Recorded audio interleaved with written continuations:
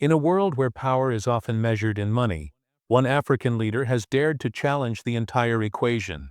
He stood before the cameras, in front of world leaders, and said one simple word: no, not to war, not to politics, but to money, $600 million of it. That man is Ibrahim Traoré, the young president of Burkina Faso. And what he refused wasn't just a check. It was a message to every nation still struggling under invisible chains.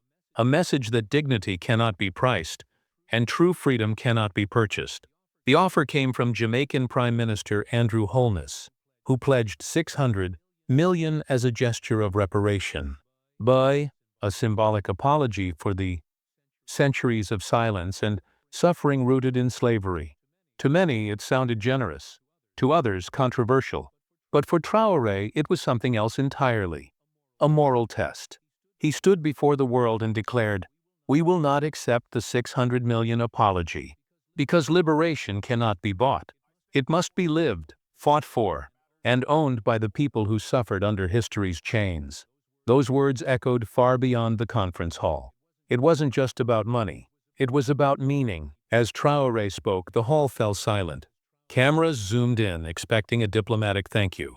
Instead, the young African leader delivered a thunderbolt of truth. He turned to the Jamaican delegation and said, "When I look at Jamaica, I do not see a nation that owes us money. I see a nation that still carries its own chains." For a moment, even the interpreters paused. He wasn't insulting Jamaica. He was calling it out with empathy. He saw brilliance, culture, strength, yet still trapped in systems that keep it kneeling. To Traoré, accepting $600 million would not be solidarity. It would be surrender. Because if the Caribbean and Africa are to rise together, it cannot be with one side still begging the other for approval. The gesture may have come wrapped in goodwill, but Traoré saw the shadow of dependency hiding beneath it. He reminded the world that the fight for sovereignty doesn't end when colonial rulers leave. It ends when nations no longer measure progress by how much foreign aid they receive. That is why he said no, not out of pride, but out of protection. Part 1.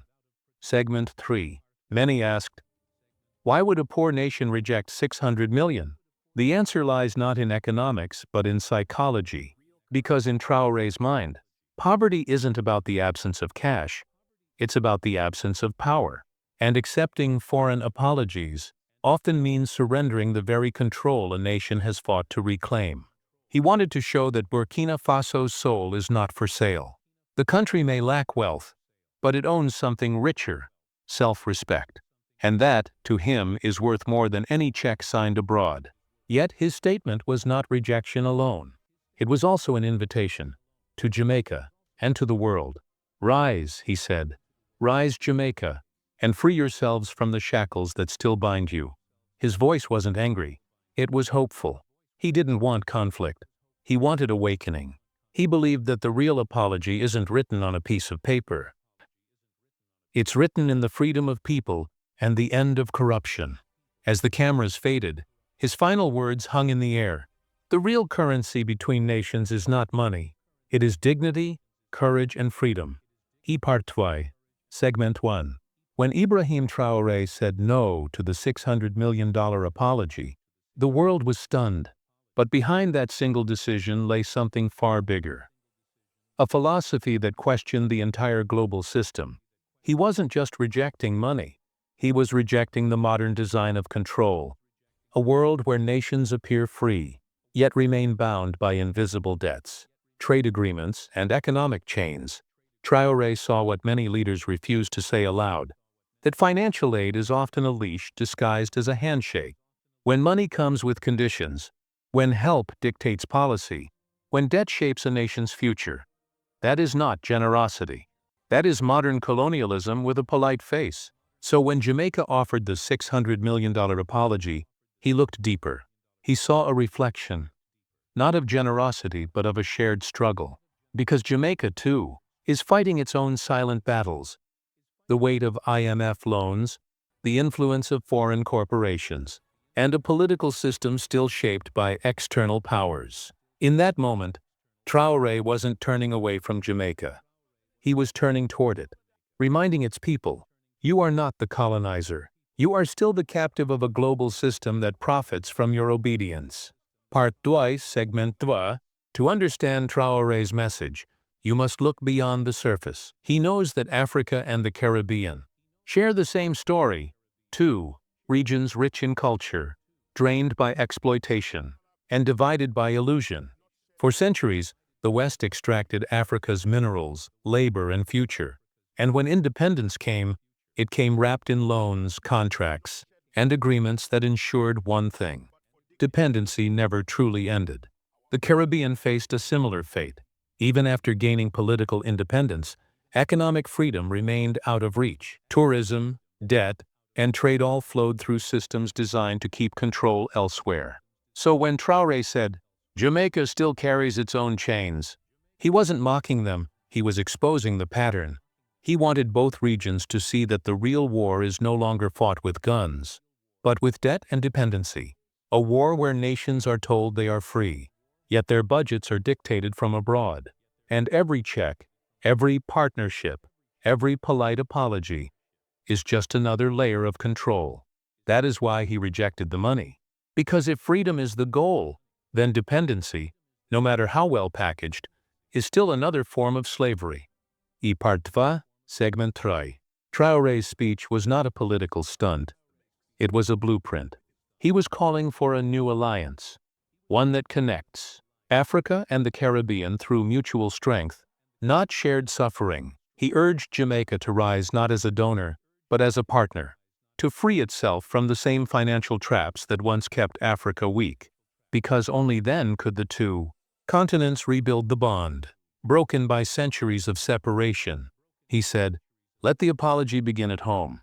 Let the reparation start with your own streets, your own people." It was a challenge, not to shame Jamaica, but to awaken it, to remind the Caribbean that true power doesn't come from foreign approval.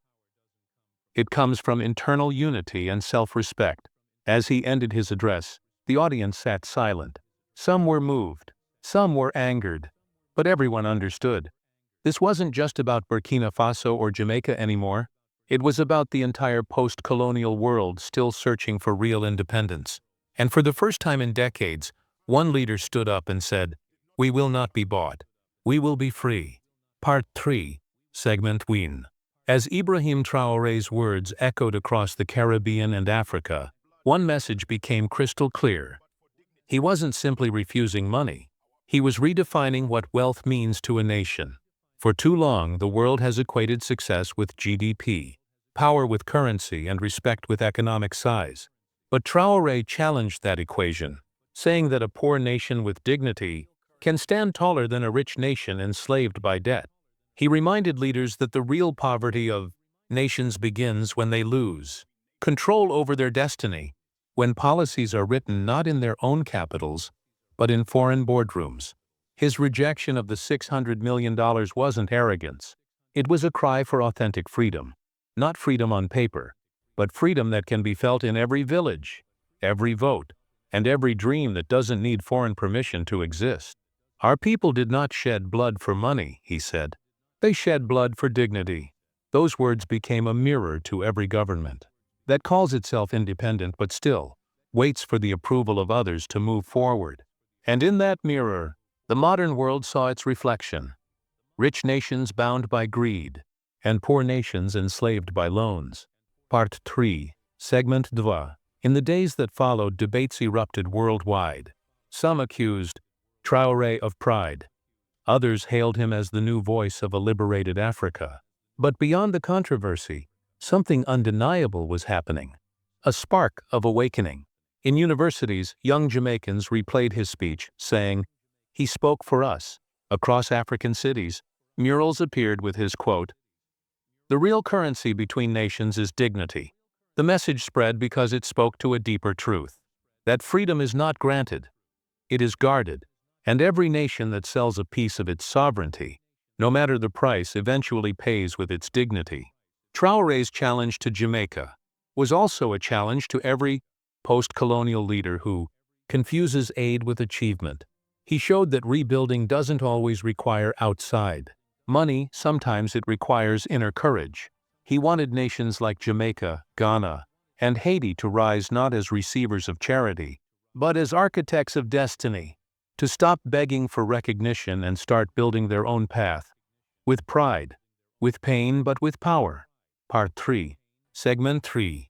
The final moments of his address were not angry. They were almost poetic. With calm defiance, Traore said, "Keep your 600 million. Use it to heal your wounds. Rebuild your nation. Free your people. And when you have done that, come not with a check, but with a flag raised high." That line summed up everything. Because what he truly wanted was not money. It was mutual liberation. He dreamed of a day when Africa and the Caribbean could meet not as victims or dependents, but as equals, free from the psychological chains of colonial debt. To him, dignity was the last battlefield, and winning that battle meant refusing to sell his nation's pride for anyone's approval. The crowd rose in silence, no applause, just reflection. They understood.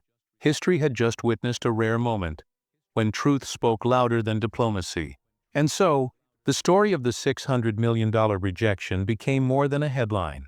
It became a reminder to the entire world that the wealth of nations is not measured in dollars, but in the courage to say no when the price of freedom is too high.